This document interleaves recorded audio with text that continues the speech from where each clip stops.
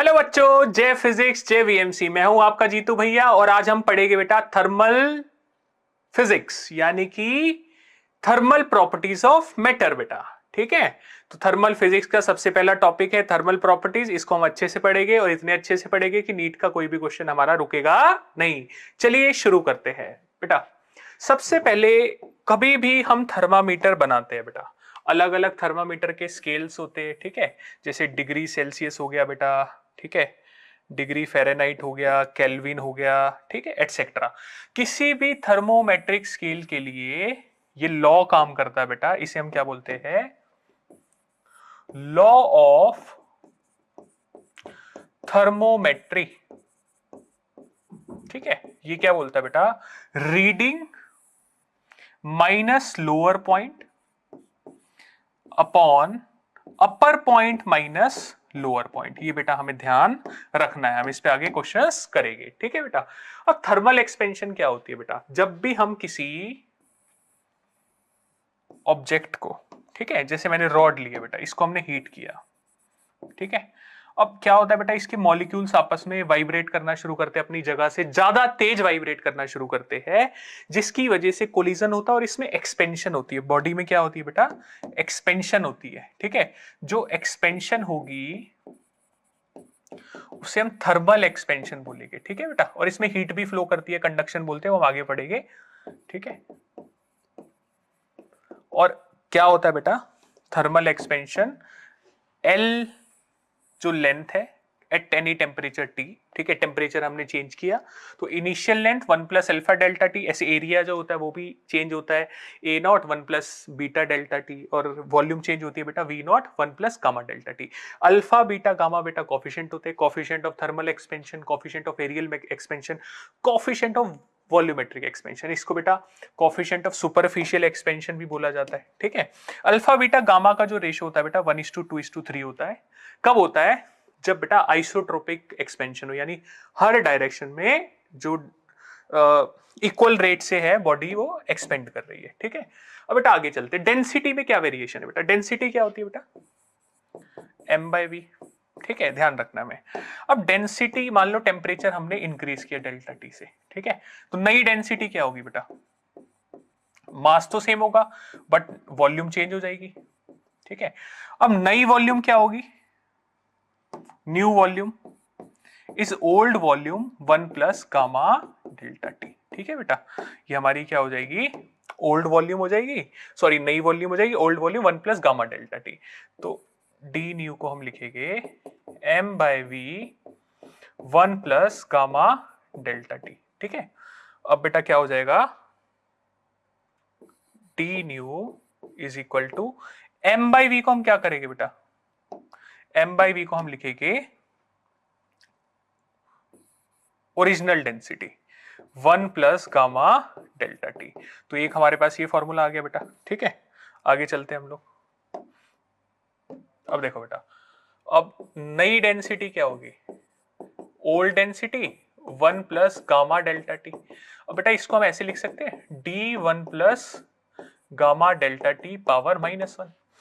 अब बेटा क्या होता है, गामा डेल्टा टी जो होता है वो एक से बहुत छोटा होता है। ठीक है, तो हम बाइनोमियल एक्सपेंशन लगा देंगे बेटा। ये क्या है, किसके बराबर कर देंगे? अगर x एक से बहुत छोटा हो तो क्या करेंगे बेटा? 1 प्लस एन एक्स। ठीक है, तो इसको हम बाइनोमियल एक्सपेंशन लगा देंगे, binomial expansion d new is equal to d 1 minus gamma delta t. ठीक है बेटा, तो इसको ऐसे भी लिखते हैं d new is equal to d minus d gamma delta t. सही है, अब देखो बेटा d new is equal to d minus d gamma delta t. अब बेटा d new minus d is equal to minus d gamma delta t. ये क्या है बेटा? Delta D, change in density, minus d gamma delta T. तो delta D bye D जो हो जाएगा वो हो जाएगा माइनस गामा डेल्टा टी। तो इसको हम ये भी बोल सकते हैं बेटा फ्रैक्शनल चेंज इन डेंसिटी। क्या बोलेंगे बेटा इसे? Fractional change in density. ठीक है बेटा, ध्यान रखना इसका, फ्रैक्शनल चेंज इन डेंसिटी। आगे चलते हैं बेटा। देखो बेटा, हमने यहां से क्या देखा? टेम्परेचर बढ़ने पर, ठीक है, इधर से देखते हैं बेटा, टेम्परेचर बढ़ने पर ये वाली चीज बढ़ेगी, डेंसिटी कम होगी। बट बेटा वाटर का ना बिहेवियर एनोमलस होता है, अलग होता है वाटर का बिहेवियर, कि वाटर में टेम्परेचर बढ़ने पर, ठीक है, ये देखो बेटा डेंसिटी बढ़ रही है, वहां पे क्या होना चाहिए बेटा, टेम्परेचर बढ़ने पे डेंसिटी कम होनी चाहिए। तो वाटर का बिहेवियर थोड़ा सा अलग होता है। 0 से 4 डिग्री पर डेंसिटी वाटर की बढ़ती है। कहां पे मैक्सिमम होती है बेटा, वाटर की डेंसिटी होती है 1 ग्राम पर सीसी या 1000 किलोग्राम पर मीटर क्यूब। कब? जब टेम्परेचर हमारा 4 डिग्री सेल्सियस होता है। यानी वाटर का एनोमलस बिहेवियर होता है, टेम्परेचर बढ़ रहा है और डेंसिटी भी बढ़ रही है 0 से 4 तक। 4 के बाद वो बिहेवियर उसका उल्टा हो जाता है, यानी 4 के बाद टेम्परेचर बढ़ने पर डेंसिटी क्या होती है बेटा, कम होती है। ठीक है, अब देखो इसमें क्या है बेटा, वॉल्यूम में तो उल्टा होगा, 0 से 4 तक टेम्परेचर बढ़ने पर वॉल्यूम कम होती है, तभी तो डेंसिटी बढ़ेगी, मास तो सेम है। ठीक है, तो ये बेटा एनोमलस बिहेवियर ऑफ वाटर है, इसको याद रखना है। ठीक है, इसकी वजह से जो एक्वेटिक एनिमल है वो क्या कर पाते हैं, जी पाते हैं बेटा। देखो बेटा पेंडुलम पे टाइम पीरियड पे क्या इफेक्ट पड़ता है टेम्परेचर बढ़ने का। देखो बेटा एक पेंडुलम की वायर है, मान लो वो किसी मेटल की बनी है, ठीक है, जिसका कोफिशिएंट ऑफ थर्मल एक्सपेंशन जी हमें लीनियर एक्सपेंशन अल्फा दिया है। ठीक है, अब बेटा इसकी लेंथ है एल, तो मैंने इसका टाइम पीरियड लिखा बेटा, क्या लिखा टाइम पीरियड, टाइम पीरियड लिखा 2 pi root of L by g. ठीक है, ये मैंने लिखा। अब मान लेते हैं हम लोग, ठीक है, अब क्योंकि टेम्परेचर कैपिटल टी से डिनोट करो मैं, तो टेम्परेचर को मैं थीटा से डिनोट करता हूं बेटा। अगर मैंने इसका टेम्परेचर डेल्टा थीटा बढ़ा दिया बेटा, तो इसकी लेंथ चेंज हो जाएगी, तो टाइम पीरियड भी जो है इसका ऑसिलेशन का वो चेंज हो जाएगा, नई लेंथ बाय जी। ठीक है, मैं क्या करूंगा बेटा इसमें, नया time period is 2 pi root of new length by g. New length क्या हो जाएगी बेटा, L 1 plus alpha delta theta by g. ठीक है, तो इसको लिख सकते हैं बेटा हम लोग, t new is equal to 2 pi root of l by g 1 plus alpha delta theta power 1/2। ठीक है, अब देखो बेटा ये क्या है, ये तो पुराना टाइम पीरियड है, 1 प्लस एल्फा डेल्टा थीटा। ठीक है बेटा, अल्फा जो होता है वो जनरली बेटा मोस्ट ऑफ द केसेस में 1 से छोटा होता है अल्फा थीटा। ठीक है, अल्फा जो होता है 1 से छोटा ही होता है, 10⁻⁻⁴ होता है, 10⁻³ होता है, इस ऑर्डर का होता है। अब बेटा बाइनोमियल यहाँ पे आराम से लग सकती है अगर टेम्परेचर का डिफरेंस ज्यादा ना हो तो। नया टेम्परेचर क्या हो जाएगा बेटा, नया टाइम पीरियड सॉरी हो जाएगा t 1 plus alpha delta theta by 2, तो new is equal to t plus t alpha delta theta by 2। ठीक है बेटा, अब इसमें मैं क्या करूंगा, मैं fractional change in time period निकालता हूं, t new is equal minus t is equal to t alpha delta theta by 2। अब बेटा डेल्टा टी हो गया change in time by time, तो इसको क्या बोलूंगा मैं, fractional change in time period. ठीक है, और ये क्या हो जाएगा मेरा 1/2 एल्फा डेल्टा थीटा। ठीक है, अल्फा क्या हो गया बेटा, coefficient of linear expansion, delta theta क्या हो गया बेटा, इंक्रीज इन टेम्परेचर। ठीक है, तो ये हमें ध्यान रखना है बेटा। अगर मान लो हमारे पास चेंज इन टाइम पूछेंगे, डेल्टा टी मतलब कितना लैग हुई घड़ी, या कितना क्या हुई, कितना टाइम उसने पीछे हो गई या कितना अहेड हो गई, वो हमारे से पूछेगी, या घड़ी ने कितना टाइम लूज किया या गेन किया, तो बेटा हम क्या लिखेंगे, T into 1/2 alpha delta theta. अगर एक दिन का पूछेंगे तो बेटा टाइम को क्या डालेगी सेकंड में, 86400 सेकेंड्स, क्योंकि एक दिन के अंदर बेटा 86,400 86,400 क्या होते हैं बेटा, सेकंड्स होते हैं। ठीक है, आगे चलते हैं बेटा। अब बेटा थर्मल स्ट्रेस की बात करते हैं। देखो ये एक रॉड है, ठीक है, अब हमने क्या किया, इस रॉड को हमने किसी दो दीवारों के बीच में रख दिया, ठीक है, जस्ट फिक्स है बेटा रॉड।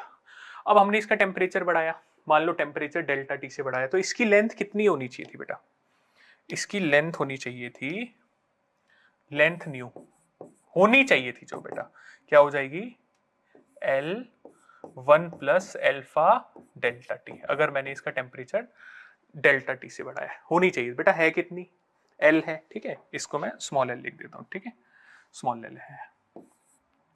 अब बेटा स्ट्रेस क्या होगा, स्ट्रेस पहले मैं स्ट्रेन देखता हूं, स्ट्रेन, स्ट्रेन होगा change in length upon length, ठीक है। तो कितनी लेंथ होनी चाहिए थी और कितनी है, ठीक है, उसका डिफरेंस कितना आएगा बेटा, हमें पता है डिफरेंस आएगा l alpha delta t, but इस टेम्परेचर पे होनी कितनी चाहिए थी बेटा, 1 plus alpha delta t into l, ठीक है। अब बेटा ध्यान से देखते हैं, 1 plus alpha delta t nearly equal to क्या होगा बेटा, 1 होगा। तो हम ऐसे कर देते हैं, इसको एल्फा डेल्टा टी लिख देते हैं। इसको क्या लिखेंगे बेटा, स्ट्रेन। अब बेटा आपको ना ये पॉइंट ध्यान से समझना है, कई बच्चे ये सोच रहे होंगे कि सर ने ये चीज गलती से लिख दी, बेटा नहीं, ये L 1 plus alpha delta T ही होगा, जो ओरिजिनल लेंथ होनी चाहिए थी और जितनी नहीं है, ठीक है, जितना चेंज डिवाइडेड बाय उस टेम्परेचर पे जो ओरिजिनल होनी चाहिए, उसका रेशियो ही स्ट्रेन होता है बेटा। तो कई बच्चे L ही लिख देते हैं, L हम इसलिए लिख देते हैं क्योंकि वो 1 प्लस अल्फा डेल्टा टी लगभग अल्फा डेल्टा टी बहुत छोटा होता है, तो 1 के बराबर ही होता है, ठीक है बेटा। तो हमारे पास स्ट्रेन आ गया, तो स्ट्रेन हुआ, इसे बोलेंगे बेटा हम लोग थर्मल स्ट्रेन। क्या बोलेंगे इसे, थर्मल स्ट्रेन, ठीक है, ये हमारा थर्मल स्ट्रेन है, सही है। और बेटा यंग मॉड्यूलस क्या होता है हमारे पास, स्ट्रेस अपॉन स्ट्रेन, ठीक है। और अगर हमारे से पूछे स्ट्रेस कितना है बेटा, तो हम बोलेंगे y इंटू स्ट्रेन, ठीक है। तो y हमारा यंग मॉड्यूलस हो गया और स्ट्रेन हो गया बेटा हमारे पास अल्फा डेल्टा टी, स्ट्रेस आ गया बेटा हमारे पास। अब यहाँ पे क्या होगा बेटा, जब दीवारों ने इस पे नॉर्मल लगाया होगा, देखो यहाँ पे दीवार ने इस पे नॉर्मल लगाया होगा, ठीक है, तो इसको काउंटर करने के लिए इसने इंटरनल फोर्स डेवलप किया होगा, ठीक है, तो उसको भी हम निकाल सकते हैं, force upon area is equal to y alpha delta t, ठीक है। तो फोर्स आ जाएगा हमारे पास, नॉर्मल फोर्स भी बोल सकते हैं हम इसे बेटा, ठीक है, ये वाई ए अल्फा डेल्टा टी। तो हमारे पास ये आ गया वाई ए अल्फा डेल्टा टी फोर्स। हमारे पास थर्मल स्ट्रेस भी आ गया बेटा, इसको हम थर्मल स्ट्रेस बोलते हैं, ठीक है, स्ट्रेस, और इसे क्या बोलेंगे बेटा, थर्मल स्ट्रेन, ठीक है। इस चीज को ध्यान रखना बेटा। कैलोरीमेट्री आते हैं बेटा, देखो क्या होता है, सुबह सुबह सर्दियों में हम एक एक्सपेरिमेंट करते हैं, उसे कैलोरीमेट्री, मजाक कर रहा हूं बेटा मैं, सुबह सुबह गर्मियों सर्दियों में जब हमें बेटा बहुत गर्म पानी मिल जाता है, ज्यादा गर्म हो जाता है, तो हम चाहते हैं कि ऐसा टेम्परेचर सेट कर दें हम उसका, पानी मिला मिला के, ठंडा पानी डाल के, कि हमारी बॉडी को वो कंफर्टेबल लगे, सही है, ऐसा करते हैं सब लोग, सब करते हैं। तो बेटा उसे थर्मोमेट्री बोलते हैं, उसे कैलोरीमेट्री बोलते हैं। कैलोरीमेट्री का बहुत सिंपल सा प्रिंसिपल होता है बेटा, कि heat gain is equal to heat lost. जैसे बेटा क्या होता है, हमने क्या किया, मान लो मैंने, मेरे घर गेस्ट आए, मैंने उनके लिए बेटा कोल्ड ड्रिंक डाली, ठीक है, ये सपोज करते हैं हम लोग, कोल्ड ड्रिंक डाली, ठीक है, और इसका टेम्परेचर मान लो बहुत ज्यादा है, लेट्स से 50 डिग्री सेल्सियस है बेटा, ठीक है, सही है। अब बेटा ये तो कोई नहीं पी पाएगा इतनी गर्म कोल्ड ड्रिंक, तो हमने इसमें आइस क्यूब डाली, ठीक है। तो बेटा आइस ने क्या किया, आइस ने एनर्जी ली इससे, और फिर फाइनली क्या हो गया बेटा, एक हमारे पास कॉमन टेम्परेचर आ गया, ठीक है। तो ऐसे क्वेश्चंस जो होते हैं बेटा, उन्हें हम क्या बोलते हैं, कैलोरीमेट्री में कैटेगराइज करते हैं, ठीक है। जैसे एक ऑब्जेक्ट लिया हमने ए, ठीक है, एक दूसरा ऑब्जेक्ट लिया हमने बी, ठीक है बेटा, इसका टेम्परेचर मान लो 40 डिग्री सेल्सियस है, इसका टेम्परेचर 30 डिग्री सेल्सियस है, कॉमन टेम्परेचर मान लो 20 डिग्री सेल्सियस हो गया, ठीक है बेटा। तो जिसका टेम्परेचर बड़ा है, जिसका टेम्परेचर बड़ा है मान लो, ठीक है, अब कॉमन टेम्परेचर दोनों का हो गया, इसने बेटा, इसने क्या किया, 40 से 20 आ गया, इसका 30 से 20 आ गया, एक मिनट, इसको मैं ऐसे करता हूं बेटा, इसका टेम्परेचर हो गया हमारा 35 मान लो, ठीक है। अब बेटा इस ऑब्जेक्ट का टेम्परेचर बढ़ गया, इसका कम हो गया, तो हम ये बोल सकते हैं बेटा, इस ऑब्जेक्ट ने हीट को क्या किया, गेन करा, ठीक है। दोनों को मिला दिया तो दोनों का टेम्परेचर ही कॉमन मतलब 35 हो गया, तो इसका टेम्परेचर भी क्या हो गया बेटा 35 डिग्री सेल्सियस हो गया, इसका भी क्या हो गया बेटा 35 डिग्री सेल्सियस हो गया। तो जिसका टेम्परेचर बड़ा है उसने हीट गेन करी है, जिसका कम हुआ है उसने लॉस करी है। तो हम क्या बोलेंगे बेटा, heat lost by a is equal to heat gained by b. ठीक है बेटा, हम ये मान के चलते हैं कि एनर्जी का कोई लॉस नहीं हुआ। अब हम हीट देते हैं बेटा, हीट का दो तरीके से उपयोग हो सकता है बेटा। देखो मैंने हीट दी, हीट का दो तरीके से उपयोग हो सकता है बेटा, एक तो स्टेट चेंज करने में, ठीक है, और दूसरा क्या बेटा, दूसरा टेम्परेचर चेंज करने में, ठीक है। देखो एक इंपॉर्टेंट बात, when heat is used to change the state, the temperature becomes constant। ठीक है बेटा, जब हीट स्टेट को चेंज करने में इस्तेमाल होती है तो बेटा टेम्परेचर क्या हो जाता है, कांस्टेंट हो जाता है। टेम्परेचर क्या हो जाता है, कांस्टेंट। ये चीज हमें ध्यान रखनी है। And this heat is known as latent heat. ठीक है, ठीक है बेटा। अच्छा देखो क्या होता है बेटा, स्टेट चेंज, जैसे सॉलिड से लिक्विड बना, ठीक है, फिर लिक्विड से क्या बना, गैस बना, ठीक है। इसको हम क्या बोलते हैं बेटा, फ्यूजन बोलते हैं। क्या बोलते हैं इसे, फ्यूजन, ठीक है। और इसे क्या बोलते हैं बेटा हम लोग, वेपोराइजेशन, ठीक है। तो जब भी हमने हीट दी, अगर वो हीट स्टेट चेंज करने में यूज हो रही है, टेम्परेचर कांस्टेंट रहेगा, तो हीट को हम बोलेंगे m इंटू एल। एम क्या होता है बेटा, मास ऑफ द ऑब्जेक्ट, और एल होता है लेटेंट हीट। लेटेंट मतलब छुपी हुई heat. Latent heat of fusion of ice होती है बेटा 80 कैलोरी पर ग्राम, ठीक है। Latent heat of vaporisation of हमारी वाटर होती है, ठीक है, वाटर स्टीम में बनता है तो 540 कैलोरी पर ग्राम। यानी 1 ग्राम आइस को वाटर बनाने में 80 कैलोरी की हीट देनी पड़ेगी, ठीक है। और 1 ग्राम हमारा वाटर होगा, उसको स्टीम बनाने में 540 कैलोरी देनी पड़ेगी बेटा, ठीक है। 1 कैलोरी को हम जूल में लिख सकते हैं 4.2 जूल, ठीक है। ये ध्यान रखना बेटा। अब बेटा जरूरी नहीं है हीट स्टेट चेंज करने में यूज हो, हीट हमारी टेम्परेचर चेंज करने में भी यूज होती है, ठीक है। तो हम तब फॉर्मूला यूज करते हैं एम एस डेल्टा टी, ठीक है। एस को बेटा बोलते हैं स्पेसिफिक हीट कैपेसिटी, ठीक है, ठीक है। It is basically amount of heat required to raise the temperature of 1 kilogram of the substance by 1 degree Celsius और 1 केल्विन, ठीक है। अब बेटा हमारा स्पेसिफिक हीट ऑफ वाटर होती है 1 कैलोरी पर ग्राम, और स्पेसिफिक हीट ऑफ आइस होती है 1/2 कैलोरी पर ग्राम। ये हमें ध्यान रखना है बेटा, ठीक है। अब जैसे एक क्या प्रोसेस होता है, कैसे होता है बेटा, देखो मैं तुम्हें एक चीज समझाता हूं। देखो आइस हमें दी है -20 पे, ठीक है, और 120 डिग्री सेल्सियस पे स्टीम है। तो क्या होगा बेटा, -20 की आइस पहले बनेगी 0 डिग्री की आइस, ठीक है। फिर बेटा 0 डिग्री की आइस क्या बनेगी, ठीक है, ये बनेगी 0 डिग्री सेल्सियस का वाटर, ठीक है। फिर इसके बाद ये बनेगा बेटा 100 डिग्री सेल्सियस का वाटर, फिर ये बनेगा बेटा 100 डिग्री सेल्सियस की स्टीम, ठीक है। फिर ये बनेगी 120 डिग्री सेल्सियस की स्टीम, ठीक है बेटा। अब देखो जहां जहां पे मैं हर जगह की हीट लिख देता हूं, Q1, Q2, Q3, Q4, Q5, ठीक है।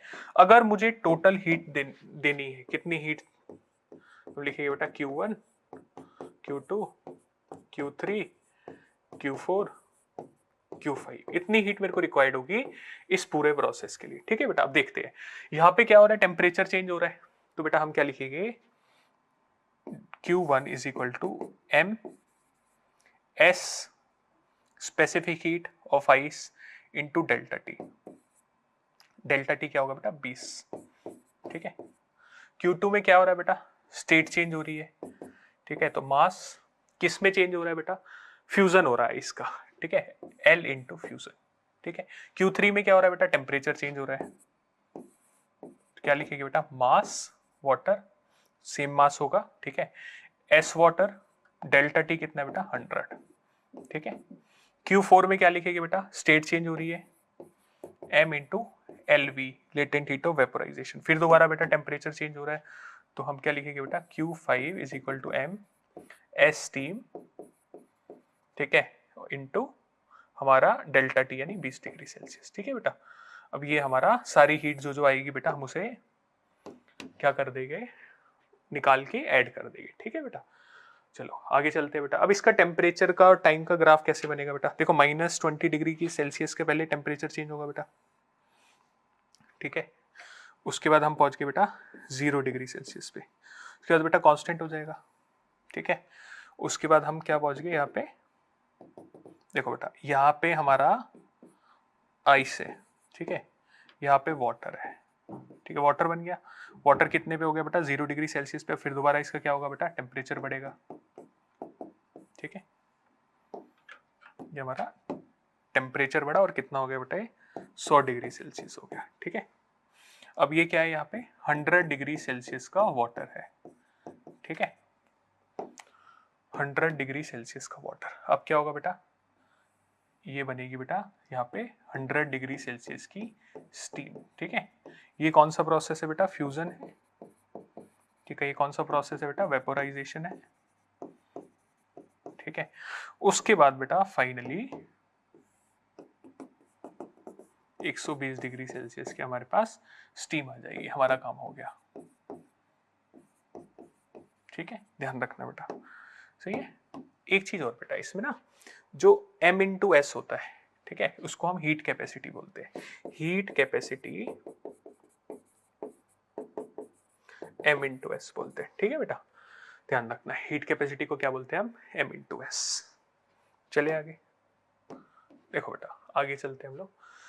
जैसे एक क्वेश्चन है कि एक 40 डिग्री सेल्सियस पे है एक ऑब्जेक्ट, मतलब एक मटेरियल एक 30 डिग्री सेल्सियस पे, और दोनों को मिक्स करा, कॉमन टेम्परेचर हो गया हमारा 32 डिग्री सेल्सियस, ठीक है। बोल रहा है find ratio of SA and SB, हमें SA और SB का रेशियो बताना है, ठीक है बेटा। देखो हीट गेन बाय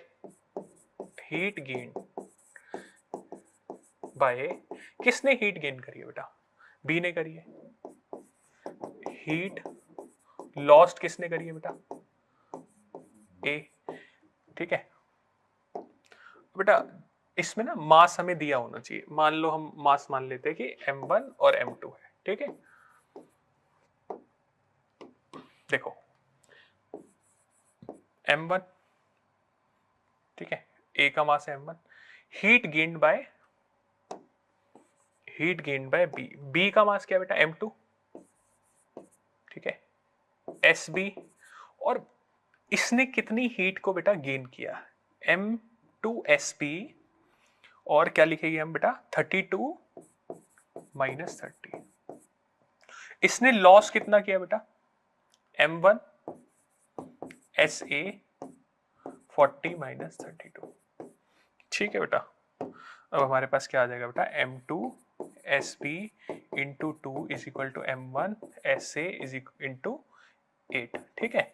अब बेटा हमारे पास SB बाय SA क्या आ जाएगा, 8M1 बाय 2M2, ठीक है। अगर हमें दिया होता if M1 is equal to M2, अगर हमें दिया होता तो हम लिखते बेटा SB by SA is equal to 8/2 यानी कि 4:1, बट ये बेटा हमें दिया होना चाहिए, वरना हम लोग नहीं लिख सकते, ठीक है, मास पता होना चाहिए। चलिए आगे बेटा, हीट ट्रांसफर। देखो बेटा हम क्या पढ़ रहे हैं, कंडक्शन से हीट ट्रांसफर।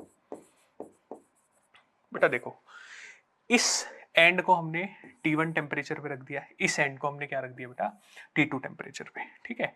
अब कंडक्शन में क्या होता है बेटा, एक पार्टिकल वाइब्रेट करना शुरू करता है, दूसरे को धक्का देता है, ऐसी डिस्टरबेंस ट्रांसफर होती है मीडियम के अंदर, ठीक है, हीट ट्रांसफर होती है, तो इसे हम कंडक्शन बोलते हैं बेटा, ठीक है। तो कंडक्शन में हीट करंट बोलते हैं हम लोग करंट, ठीक है, इसे बोलते हैं KA delta T by L।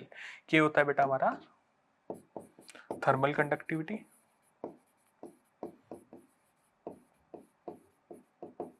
ठीक है। ए होता है बेटा area of cross section,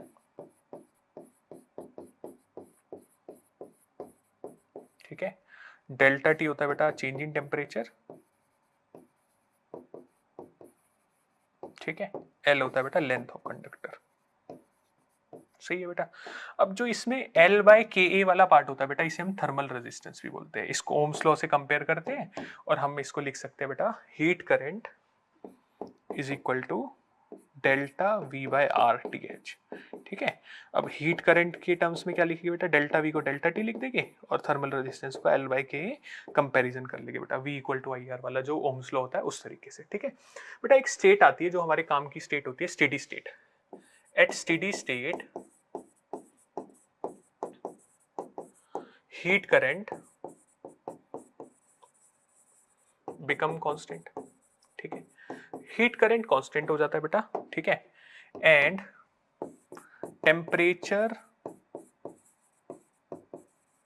of each point become constant, ठीक है बेटा। सेम नहीं हो जाता, कांस्टेंट हो जाता है, जैसे स्ट्रीमलाइन फ्लो में मैंने आपको बात बताई थी, ठीक है। टेम्परेचर और डिस्टेंस का अगर मैं ग्राफ बनाऊंगा तो कैसा बन जाएगा बेटा हमारे पास, ऐसा, ठीक है। मान लो ये इनिशियल टेम्परेचर है T1, ये T2 है, ठीक है, ठीक है। T1 T2, ठीक है, और ये x इस तरफ है, ठीक है। अब बेटा इसका कैसे यूज कर सकते हैं, ग्राफ भी स्ट्रेट लाइन है, लीनियरली डिक्रीजिंग होता है टेम्परेचर। इसका यूज देखते हैं कैसे। देखो जैसे बेटा हमें दे दिया एक कंडक्टर दे दिया, ठीक है, सेम मटेरियल का बना है, पूरी रॉड सेम मटेरियल की बनी है। हमें बोला यहाँ का टेम्परेचर है 100 डिग्री सेल्सियस, लेंथ इसकी दी है 120 सेंटीमीटर, ठीक है। यहाँ का टेम्परेचर है बेटा लेट से 0 डिग्री सेल्सियस।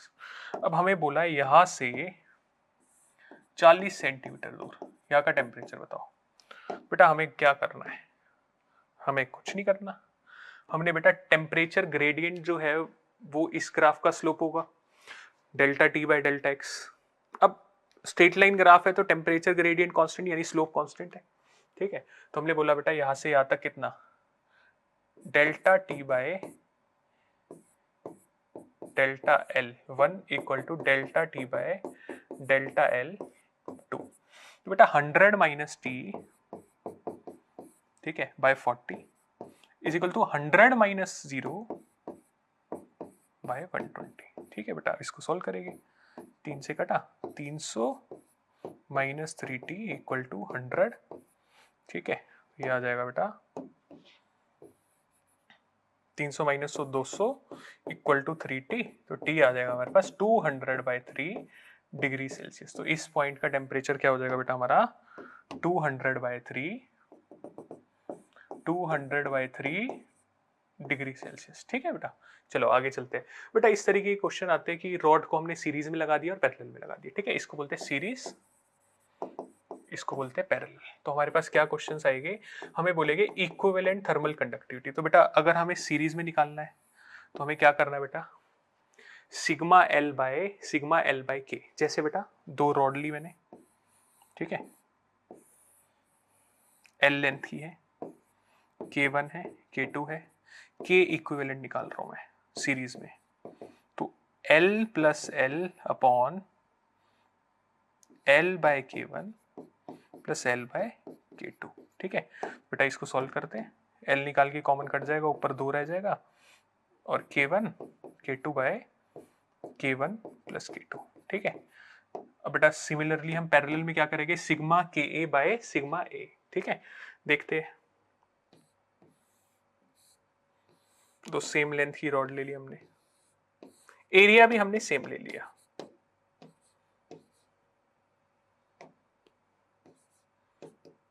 K2 K1। बेटा हमें K इक्विवेलेंट लिखना है, इसमें क्या लिखेंगे, K equivalent in parallel K1 into a plus K2 into a, K2 into a by a plus a. क्या आ जाएगा बेटा K1 प्लस K2 बाय 2। ये हमें याद रखना है बेटा, कई बार नीट के एग्जाम में ये आ चुका है। आगे चलते हैं बेटा, इस तरीके का क्वेश्चन आता है बेटा, let's say rods are made up of same dimensions, यानी लेंथ और एरिया इन रॉड का ए बी का, बी सी का और बी डी का सेम है, बट कंडक्टिविटी जो है ये 5K है, ये 3K है और ये 2K है। तो हमें बताना है बेटा temperature of junction b, temperature of junction b, क्या टेम्परेचर होगा बेटा जंक्शन का। तो कैसे करेंगे, देखो बेटा, मान लेते हैं यहां से करंट जा रहा है, हीट करंट I1, यहां गया I2, यहां गया I3। बेटा हम लोग ये बोल सकते हैं I1 जो होगा वो I2 प्लस I3 के बराबर होगा। कहोगे हाँ सर बोल सकते हैं। तो बेटा क्या करेंगे हम लोग, थर्मल रेजिस्टेंस क्या होता है बेटा, L/KA, ठीक है। तो अगर लेंथ सेम है, एरिया सेम है, तो थर्मल रेजिस्टेंस किस पे डिपेंड कर रहा है बेटा, K पे। ये सुनो, तो अच्छा बेटा हम लिखते हैं I1 क्या होगा बेटा, I1 होगा टेम्परेचर डिफरेंस, यहाँ का टेम्परेचर T मान लेते हैं, 100 minus t by L upon 5KA is equal to T minus 30 by I2 ये है ना बेटा, T minus 30 by L upon 3KA plus T minus 0 L upon 2KA। ठीक है बेटा, हम क्या करेंगे, L/KA, L/KA, L/KA काट देंगे, ठीक है, is equal to 3 into t. ठीक है बेटा, इसको सॉल्व कर लेंगे, 500 minus 5T is equal to 3T minus 9T plus 2T। ठीक है बेटा, ये आ जाएगा हमारे पास 3T plus 5T plus 5T, 10T is equal to 590। ठीक है, तो T आ जाएगा बेटा 59 डिग्री सेल्सियस। ये हमारा आंसर है बेटा, क्या आ गया ये, 59 डिग्री सेल्सियस। क्लियर है बेटा, आगे चले, आगे चलते हैं बेटा। देखो न्यूटन लॉ ऑफ कूलिंग क्या होता है, Newton law of cooling valid होता है हमारा जब टेम्परेचर डिफरेंस ऑब्जेक्ट का और सराउंडिंग का स्मॉल हो। तो बेटा ये क्या बोलता है, ये बोलता है for small temperature difference rate of cooling is directly proportional to rate of cooling.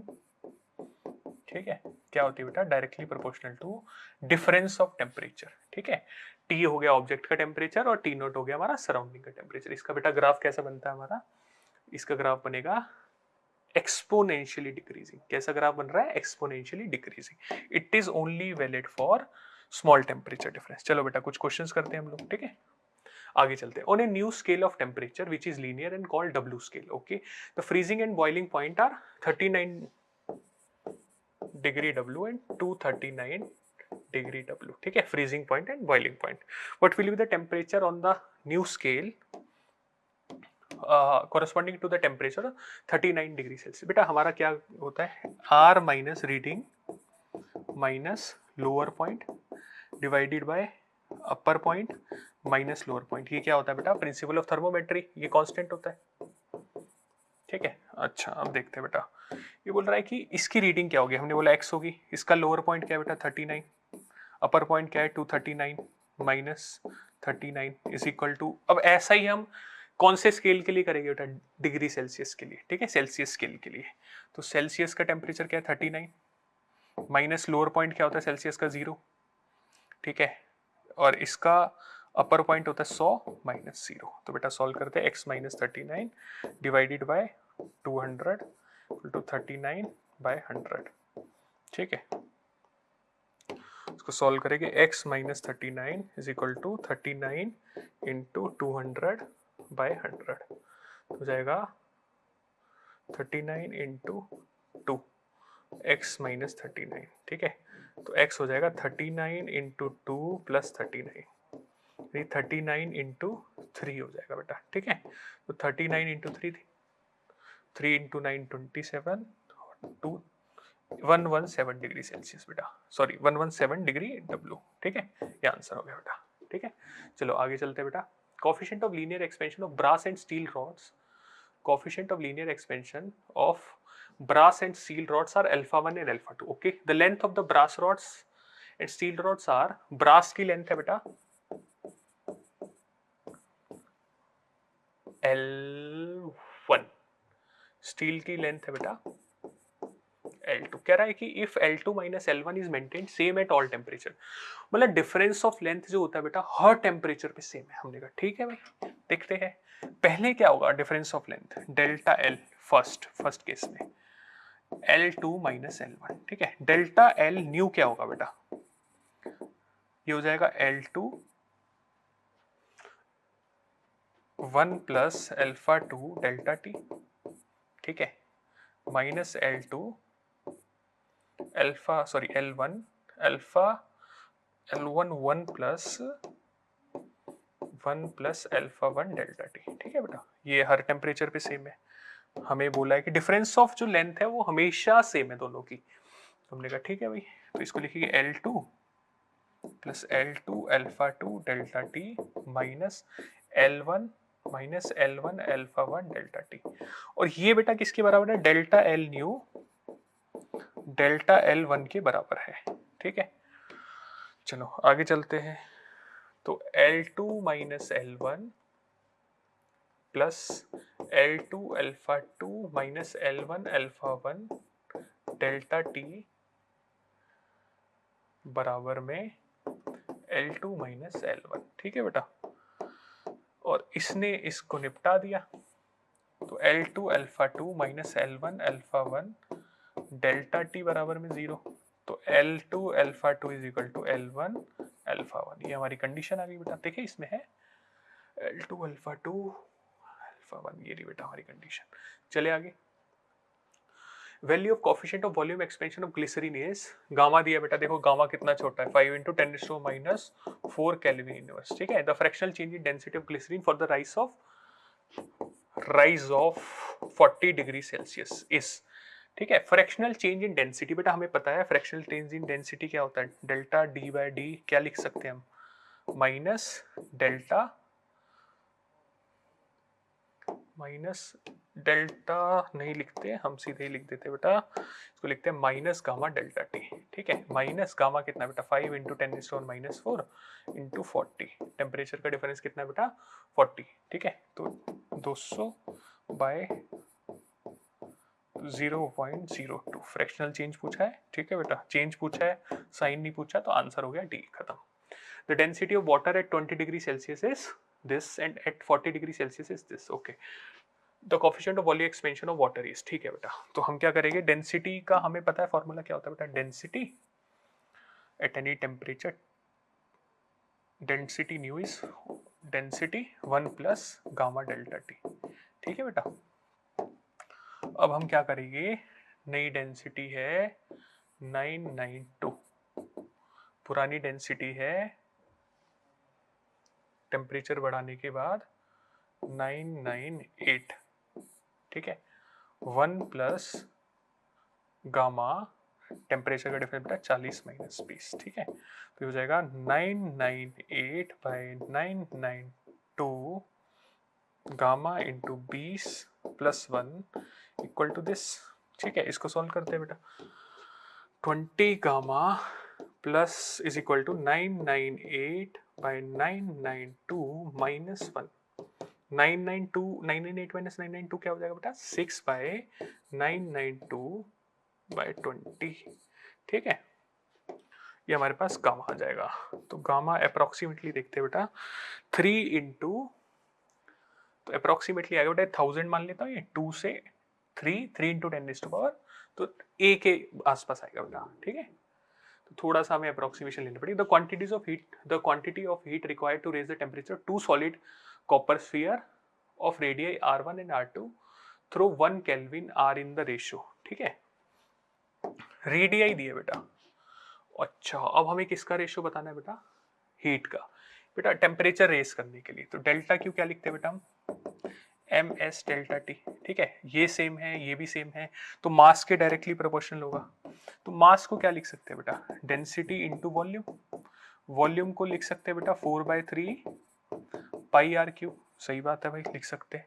तुम भी कहोगे हाँ सर लिख सकते हैं, मैंने बोला हीट बेटा directly proportional to R cube है, Q1/Q2 R1/R2 का होल क्यूब, तो R1/R2 क्या हो गया बेटा 3/2 का होल क्यूब, तो 27/8 आंसर है बेटा ए। चलिए आगे बेटा, thermal capacity of 40 gram of aluminium. Okay बेटा, थर्मल कैपेसिटी बतानी है हमें बेटा।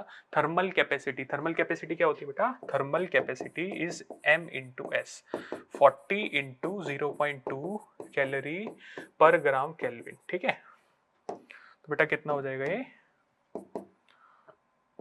8 कैलोरी पर ग्राम। ठीक है, सही है बेटा। अब कैलोरी पर, सॉरी बेटा, मास से मल्टीप्लाई कर देना तो ये कट जाएगा, तो ये हो जाएगा हमारा कैलोरी पर केल्विन। ठीक है, अब अपने को क्या करना है? अब अपने को कैलोरी को उसमें कन्वर्ट करना बेटा। 8 इंटू 4.2 हो जाएगा answer,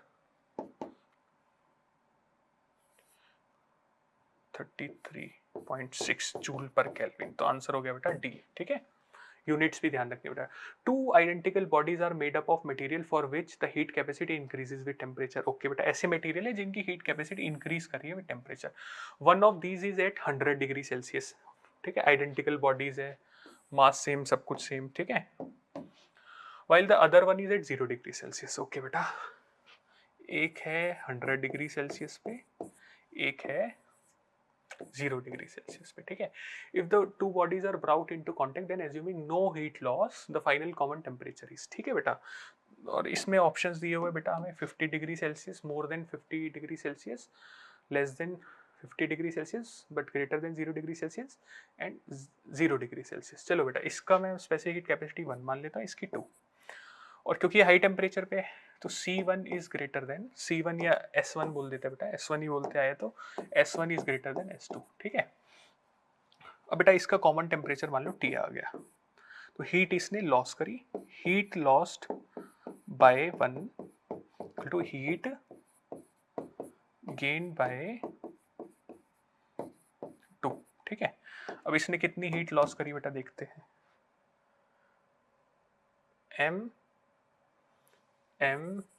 S1 into 100 minus T. ठीक है, और ये हो जाएगा MS2 T माइनस 0। ठीक है बेटा, तो M से M कटा, S1 बाय S2 क्या हो गया? T by 100 minus T. ठीक है बेटा, अब हमें पता है S1 is greater then S2 है। ठीक है, तो ये S1 is greater then S2 यानी T by 100 minus T will be greater than 1। ठीक है, हम लिख सकते हैं बेटा T is greater than 100 minus T, 2T is greater than 100, T is greater than 50 degree Celsius. ठीक है, तो टेम्परेचर क्या होगा बेटा? 50 डिग्री सेल्सियस से ज्यादा होगा। बी आंसर है बेटा। ठीक है, 50 डिग्री सेल्सियस से ज्यादा। बढ़िया सवाल था बेटा ये। ठीक है, a piece of ice falls from a height h so that it melts completely. Okay, only 1/4 of heat produced is absorbed by the ice. ठीक है बेटा, इसने कुछ हीट प्रोड्यूस करी। ठीक है, all the energy of ice gets converted into heat. बेटा ice की पूरी एनर्जी क्या थी? mgh, सारी हीट में कन्वर्ट हो गई। ठीक है, अब हीट का 1/4 कितना हुआ? इसने आइस को मेल्ट करने में इस्तेमाल किया। ठीक है, आइस को मेल्ट करने में नहीं, m इंटू एल। सही बेटा, m से m कटेगा, h क्या होगा? 4l बाय जी, 4 बाय 10, l कितना बेटा इसका? 3.4 इंटू 10⁵। ठीक है, तो ये हो जाएगा बेटा हमारा 34 इंटू 4 इंटू 10⁵, 34 इंटू 4, तो ये जाएगा 136, और 10⁵ मीटर की जगह हम किलोमीटर लिख सकते हैं बेटा। तो आंसर हमारा हो जाएगा 136 किलोमीटर। आगे चलिए बेटा, the liquid oxygen at 50 Kelvin is heated to 300 Kelvin at constant pressure of 1 atmosphere. The rate of heating is constant. Okay, which one of the following graph represent variation of temperature with time? बेटा 50 Kelvin, ठीक है, उसके बाद उसका temperature बढ़ेगा to 300 Kelvin। ठीक है बेटा, हमें ग्राफ देख के ही समझ में आ रहा है कि ये वाला ग्राफ होगा। लिक्विड ऑक्सीजन है ना बेटा, टेम्परेचर बढ़ेगा, फिर लिक्विड ऑक्सीजन क्या बनेगी बेटा? गैस, फिर उसका टेम्परेचर बढ़ेगा। ठीक है, बाकी सारे ग्राफ तो क्वालिफाई नहीं कर रहे। क्लियर है बेटा? चलो आगे चलते हैं हम लोग। The power radiated by black body is P and it radiate maximum energy at lambda nought. Okay, if the temperature of the black body is now change so that it radiates maximum energy at 3/4 lambda nought the power radiated will become n times p। Okay बेटा, देखो हमें पता है Wien's displacement law क्या बोलता है बेटा, lambda B max into T is equal to constant. ठीक है, ठीक है बेटा। अब हमने क्या करा बेटा, पहले लिखा lambda nought T is equal to 3 lambda nought by 4 into T dash. T dash क्या आ जाएगा बेटा, 4t/3। ठीक है, अब हमें पता है बेटा पावर जो होती है will be directly proportional to temperature power 4। ठीक है, पावर रेडिएटेड।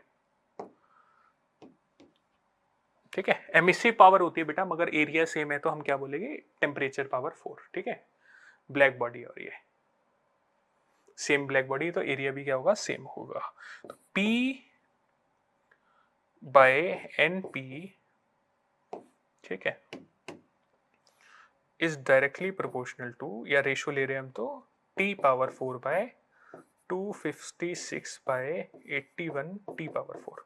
ये कट गया बेटा, ये भी कट गया, तो n आ गया बेटा 256/81। तो ये बढ़िया क्वेश्चन है बेटा, इसमें हमारा स्टीफन्स लॉ का भी यूज हो गया और हमारा वीन्स डिस्प्लेसमेंट लॉ का भी यूज हो गया। चलिए आगे बेटा।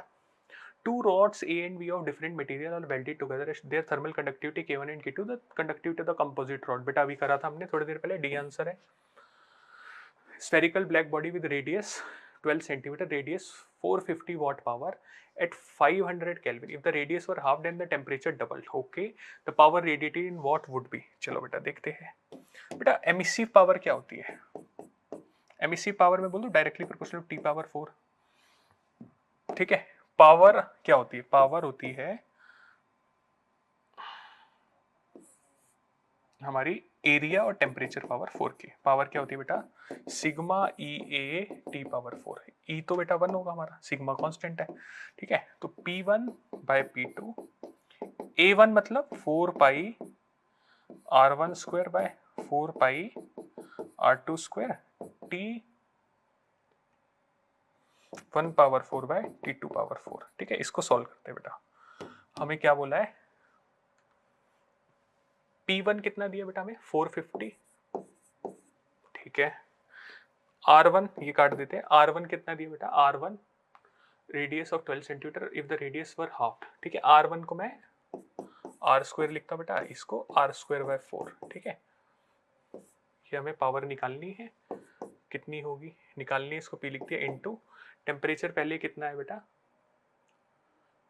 वॉट ऑफ पावर एट 500 का। इफ द रेडियस और half then the temperature double, temperature को 2 गुना कर दिया बेटा। ठीक है, रेडियस को हाफ और टेम्परेचर को 2 गुना, तो बेटा 2T⁻4 अब इसको सॉल्व करता हूँ बेटा मैं, ध्यान से देखना सबको। 450/P ये कटा 4 आ गया इंटू 1 बेटा 2 इंटू 2 4 इंटू 4 16, सब कट जाएगा बेटा, 4 से मल्टीप्लाई किया बेटा, P आ जाएगा 450 इंटू 4, 450 इंटू 4 हो गया हमारा 9 इंटू 2 1800। ठीक है, 1800 आंसर है बेटा, 1800 वॉट।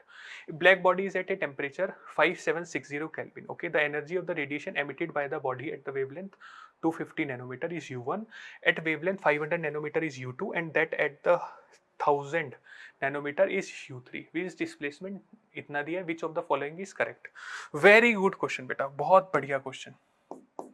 ठीक है, देखो बेटा हमें ब्लैक बॉडी दिया है टेम्परेचर 5760 केल्विन पे, टेम्परेचर कितना दिया 5760 केल्विन। ठीक है, अब हमें बोला है, हमें पता है lambda m T is equal to B होता है बेटा। ठीक है, लैम्डा m निकालते हैं, B/T, B कितना है बेटा 2.88 इंटू 10⁶ नैनोमीटर। ठीक है, 5760, तो बेटा ये जाएगा 5 पे।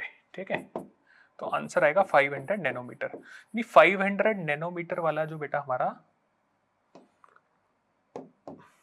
लैम्डा होगा वो मैक्सिमम पावर को कॉरेस्पॉन्ड कर रहा है, ये U2 होगा, और इसके साइड में 1000 वाला होगा बेटा।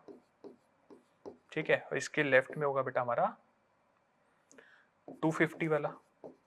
ठीक है, तो हम ये बात तो कंफर्टेबली बोल सकते हैं बेटा ये मैक्सिमम है तो ये सबसे बड़ा होगा, तो ये ऑप्शन नहीं है, ये भी नहीं है, ये भी नहीं है, U2 सबसे बड़ा है, मैक्सिमम के कॉरेस्पॉन्ड है बेटा। ठीक है, क्लियर है, वीन्स डिस्प्लेसमेंट लॉ का यूज किया। ऐसे ही हमें हवा में नहीं मार देना कि बेटा वेवलेंथ बढ़ेगी टेम्परेचर बढ़ेगा, ऐसे करके कुछ हमें बाबूलाल थ्योरम नहीं लगानी, ठीक है, ध्यान रखना बेटा।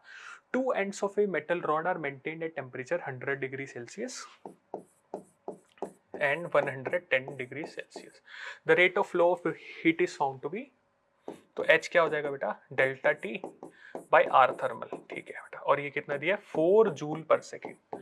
If the ends are maintained at a temperature 200 degree Celsius and 210 degree Celsius, rate of flow बेटा सेम रहेगा, टेम्परेचर डिफरेंस सेम है 200 और 210 में, थर्मल रेजिस्टेंस सेम है, तो rate of flow of heat भी सेम रहेगा। वाह बेटा कितना आसान क्वेश्चन, बढ़िया, आगे चलते बेटा। A piece of iron is heated in a flame. It first becomes dull red, then become reddish yellow, and finally turns to white hot. The correct explanation: Wien's displacement law. बेटा lambda is inversely proportional to temperature. Temperature बढ़ता रहेगा तो बेटा lambda क्या होता रहेगा, कम होता रहेगा। चलिए आगे बेटा। Two metal rods, 1 and 2 of same length, have same temperature difference between their ends. Their thermal conductivity K1 and K2 and thermal cross section A1 and A2 respectively. The rate of heat conduction one is 4 times that of 2। बेटा heat current first में 4 times है second का, ठीक है। Temperature difference same है, delta T by thermal resistance क्या होगा, L by K1 A1 is equal to 4 times delta T upon L by K2 A2, ठीक है बेटा। तो ये उल्टा हो जाएगा, सब कट जाएगा, तो K1 A1 is equal to 4 times K2 A2, ये हमारा आंसर है। K1 A1 equal to 4 times K2 A2, ये आंसर है बेटा 1। चलिए बेटा आगे। A black body is at 727 degree Celsius, it emits energy at a rate which is proportional to, बेटा कई बच्चे ये कर देंगे मगर ये गलत है। टेम्परेचर केल्विन में लेता है, 727 प्लस 273 करेंगे तो बेटा 1000 आएगा, तो आंसर हो गया ये T⁴ होता है बेटा, ठीक है, ध्यान रखना। A black body at 1227 degree Celsius emits radiation with maximum intensity at a wavelength of 5000 angstrom. If the temperature of the body is increased by 1000 degree Celsius, the maximum intensity will be observed. चलो बेटा करते हैं, देखो 1227 273 add करते हैं 1500 हो जाएगा, kelvin में लेते हैं बेटा, सिली मिस्टेक नहीं करनी। अब हम लगाते हैं वीन्स डिस्प्लेसमेंट लॉ, ठीक है। मैक्सिमम इंटेंसिटी के लिए होता है बेटा maximum spectral intensity, lambda m1 T1 equal to lambda m2 T2, lambda m1, ठीक है, 5000 इंटू 1500, लैम्डा m2। अब बेटा यहाँ पे बच्चे फंस जाते हैं, 1000 से बढ़ा दिया गया है, किससे बढ़ा दिया गया, 1000 तो 2500 कर दिया बेटा टेम्परेचर, ठीक है। लैम्डा m2 बताना है, 2500 कर दिया है, तो काटो बेटा 2 15 इंटू 2 30, 3000 आ जाएगा बेटा, 3000 एंगस्ट्रॉम, चीन टपाक डम डम। चले आगे बेटा, यूनिट ऑफ स्टीफन कांस्टेंट क्या होगी, power is equal to sigma E A T⁴, ठीक है। Sigma is Stefan constant, P by A T⁴, ठीक है। P होगा बेटा watt metre square kelvin power 4, तो बेटा आंसर हो जाएगा हमारा ये वाला, ठीक है। आगे चले, चलो बेटा ये वाला क्वेश्चन करेंगे नेक्स्ट। तो 3T जो है, a body cools down from 3T to 2T in 10 minutes. The room temperature is T. Okay बेटा, T0 हमें क्या दिया है, T दिया हुआ है।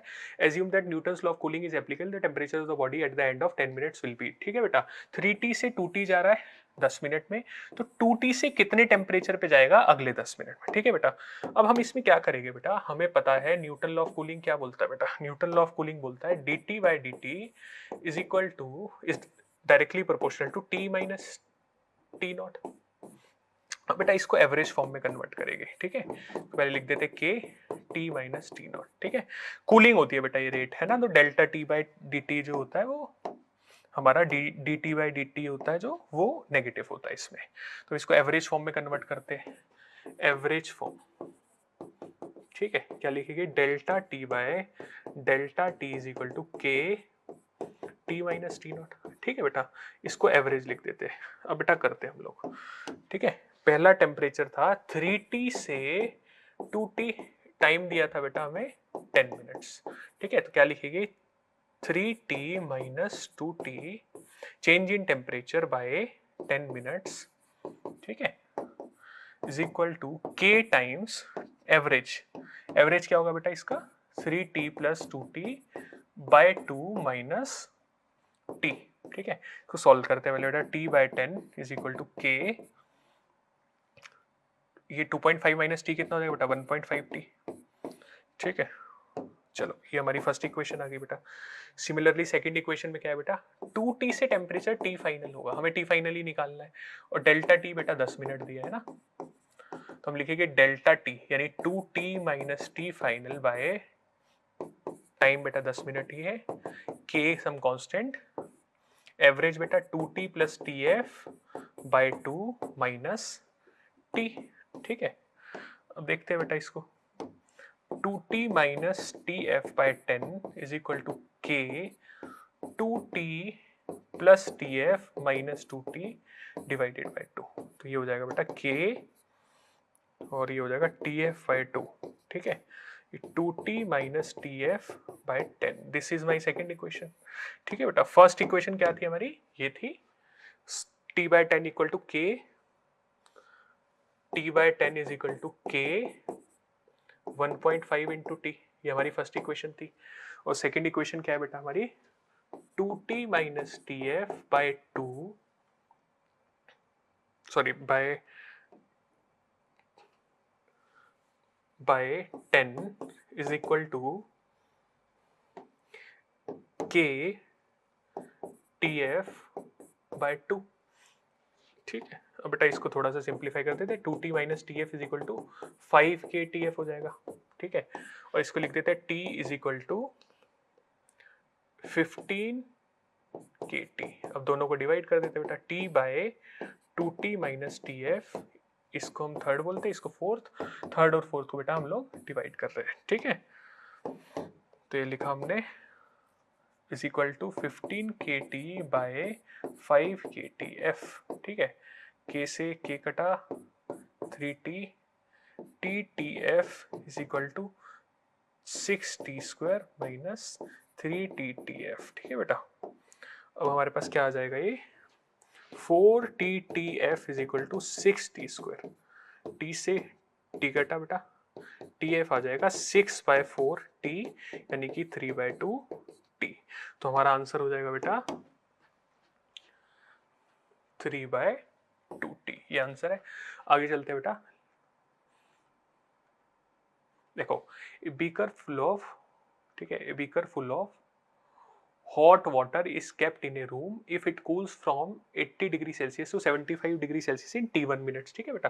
देखो बेटा ये क्वेश्चन बहुत कॉन्सेप्चुअल क्वेश्चन है, इसको ध्यान से समझते हैं हम लोग, ठीक है। देखो बेटा जब भी टेम्परेचर का जो डिक्रीज होता है तो सेम टेम्परेचर के डिक्रीज के लिए और ज्यादा टाइम लगता रहता है, ठीक है। ये देखो